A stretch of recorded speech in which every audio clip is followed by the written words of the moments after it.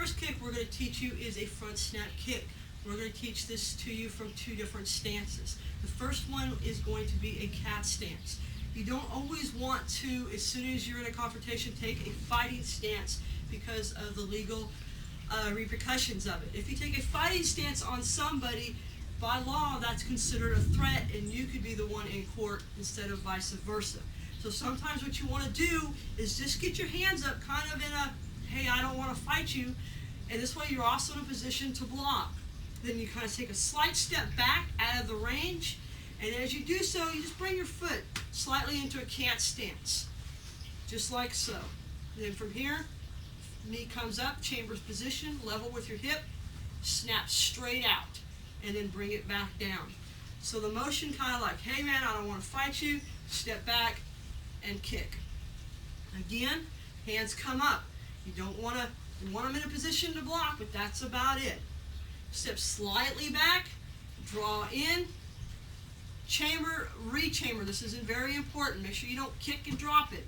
You bring the foot up into a chamber, you kick, and you re-chamber. Now, what do you kick with? Well, you can kick with your instep, you can kick with the ball, or the point of the toes. Depends on what kind of shoes you have and what you're targeting. If you're barefooted like me, you don't really want to kick with the point of the toes. You either want to use your instep or your ball. Now, if you're kicking up into the groin, chances are you're going to use your instep. If you're kicking straight at something, like straight at the thigh, you use the ball of the foot. Now, if you got nice pointed boots on, steel-toed boots, point those toes. Come up, straight up the middle, chamber and re-chamber. Again, from this direction. Hands up in a guard position.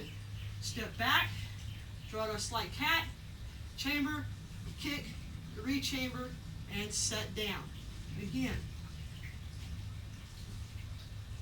Those are front step kicks.